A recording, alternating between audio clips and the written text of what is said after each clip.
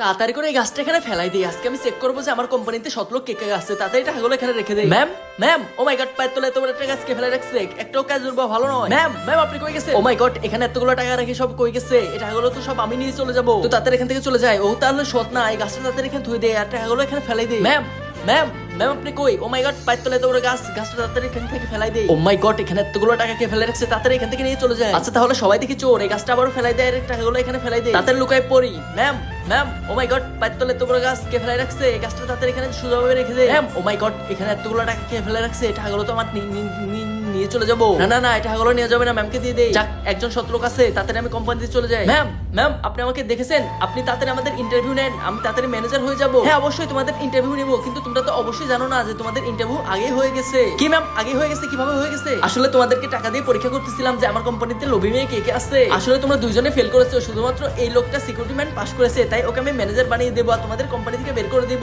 তো পার্ট 2 দেখার জন্য অবশ্যই সাবস্ক্রাইব করে রাখো।